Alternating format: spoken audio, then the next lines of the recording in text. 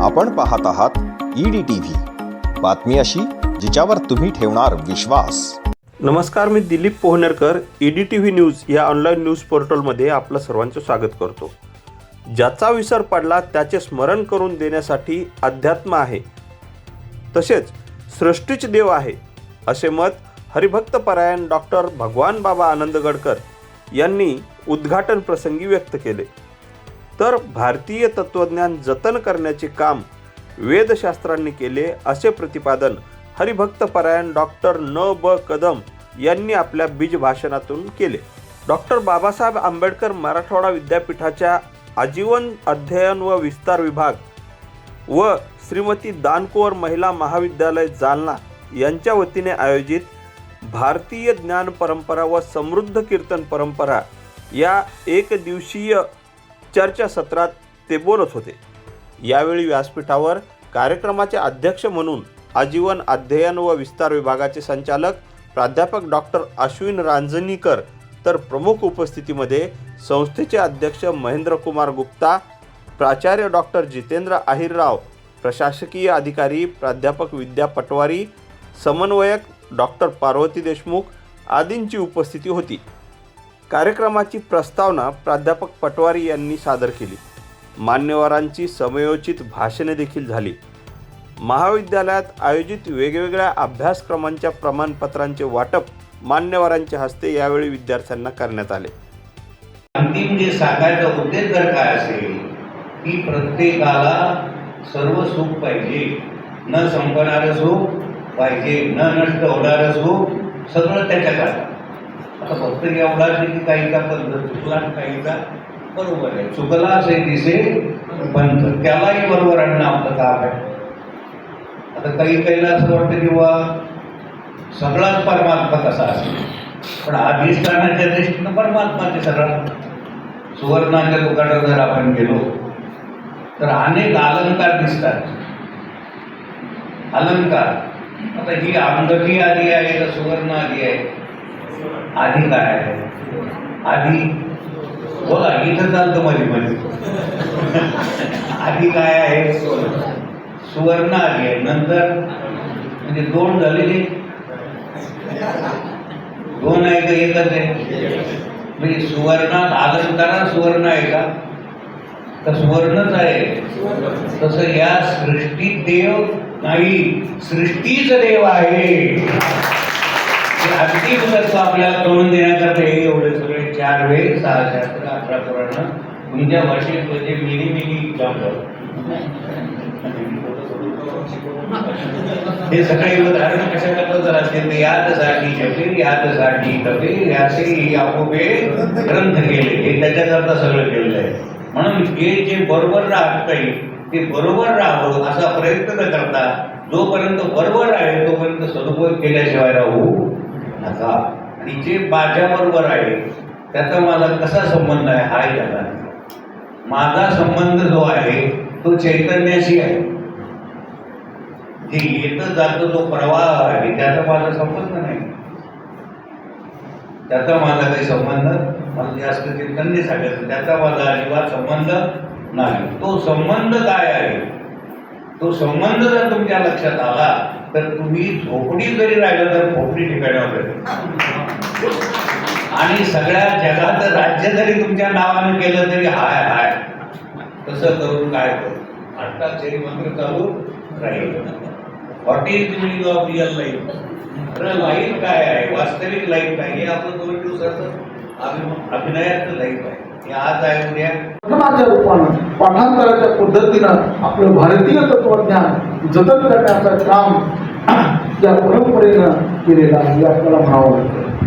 त्याच पद्धतीनं आपल्याला जसे वेद आहे त्याच पद्धतीनं षडदर्शने सुद्धा आपल्याकडे आहेत की षडदर्शनाच्या माध्यमातून सुद्धा खऱ्या अर्थानं आपल्याला तात्विक ज्ञानाच्या ज्या काही वेगवेगळ्या भूमिका आहेत त्या भूमिका सैद्धांतिक पद्धतीने मांडण्याचं काम योगशास्त्र असेल, न्यायदर्शन असेल, सांख्यदर्शन असेल, वैशेषिक दर्शन असेल, पूर्वमीमांसा असेल, उत्तरमीमांसा असेल, ही षडदर्शन आहे.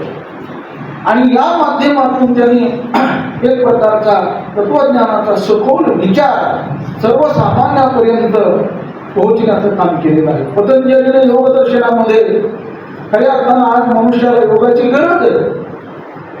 आपण बसावा कसं, आपण वागावा कसं, आपण काय करावा या संदर्भामध्ये पतंजलीने योगशास्त्रामध्ये वर्णन केलं. स्थिर सुख मासनम, बसण्यासाठी स्थिर आणि सुखकारक आसन जर असेल तर आपण योग्य साधना करू शकतो. पुढे म्हटलंय त्यांनी सतू नैरंतर्य दीर्घकाळ सत्कारो सेवितो म्हणून. अशी साधना करायची जर झाली तर पतंजलीने या संदर्भामध्ये अनेक सूत्राच्या माध्यमातून आपल्याला या गोष्टी सांगितल्या आहेत आणि मनोनिग्रहाला विशेष त्यांनी महत्व दिलेलं आहे. योगस्तु चित्तवृत्ती निरोध असं वर्णन केलं. चित्तवृत्तीचा निरोध केला पाहिजे म्हणून अष्टांग योगाचं वर्णन खऱ्या अर्थाने पतंजलीनं योग दर्शनामध्ये केलेलं आपल्याला पाहायला सापडतं. डॉक्टर बाबासाहेब आंबेडकर मराठवाडा विद्यापीठाचा आजीवन अध्ययन व विस्तार विभाग या विभागाच्या वतीने 2 पातळ्यांवर काम सुरू आहे. एक आहे महाविद्यालयीन स्तर आणि दुसरा आहे समाज स्तरावर.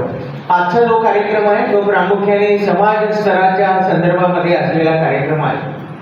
या विभागाच्या वतीने वेगवेगळ्या कार्यक्रमांचं आयोजन केलं जातं. त्यापैकी मुद्दामून आम्ही यावर्षी समाज स्तरावर कीर्तनांचं आयोजन करावं अशा प्रकारचं नियोजन केलेलं आहे.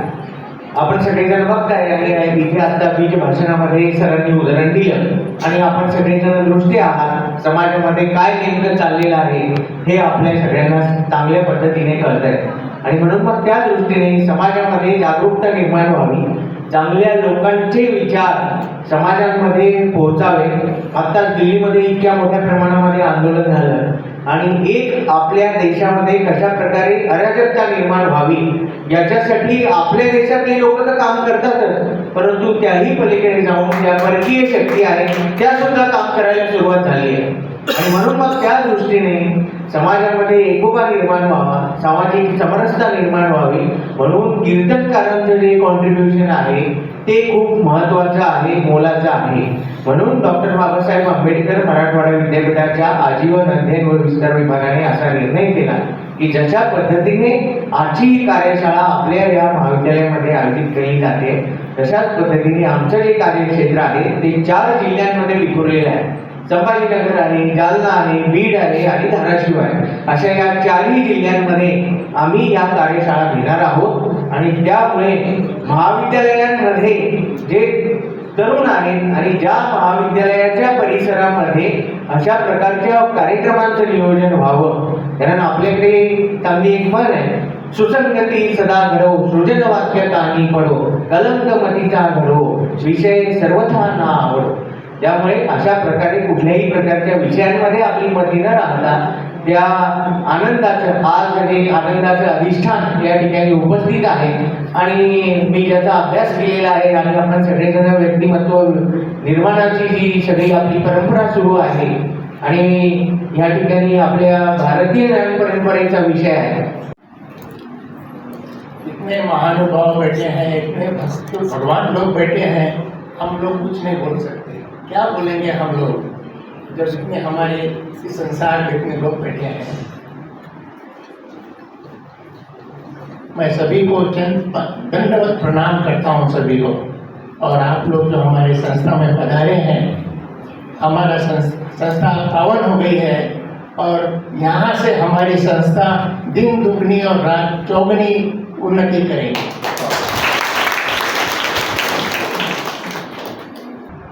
बघा, कीर्तन हा जो एक शब्द आहे, गावागावातून जर कीर्तन याची संकल्पना जर आपल्या समोर आणली तर वयोवृद्ध कीर्तन करतात आणि पुष्कळशे वय झालेले सगळे मंडळी त्या व्यासपीठाच्या समोर कीर्तन ऐकण्यासाठी बसलेले असतात. ही एक कीर्तनाची आत्तापर्यंतची परंपरा आपल्या देशातली. परंतु 2020 नंतर जेव्हा भारतीय शिक्षण प्रणाली नवीन अभ्यासक्रम विद्यापीठी शिक्षण पातळीवर या ठिकाणी आला तर भारतीय ज्ञान परंपरा हा विषय आता विद्यार्थ्यांपर्यंत घेऊन पोहोचलेला आहे. म्हणून ही कीर्तन परंपरा जी आहे ती आता केवळ वयोवृद्धांपर्यंत राहिलेली नाही आहे, तर ती आपल्याला महाविद्यालयाच्या विद्यार्थ्यांपर्यंत घेऊन पोहोच करायची आहे. भारतीय ज्ञान प्रणाली अंतर्गत कीर्तन हे केवळ एक भक्ती संगीत पद्धती नाही आहे, तर ते एक ज्ञानमीमांसा एक अध्यापन पद्धती आणि उपचारात्मक शास्त्र या ठिकाणी मानलं जातं. तर उपचारात्मक शास्त्र असं या ठिकाणी मानलं जातं. आमची दानकुवरची पावनभूमी आज तुमच्या आगमनाने पवित्र झालेली आहे.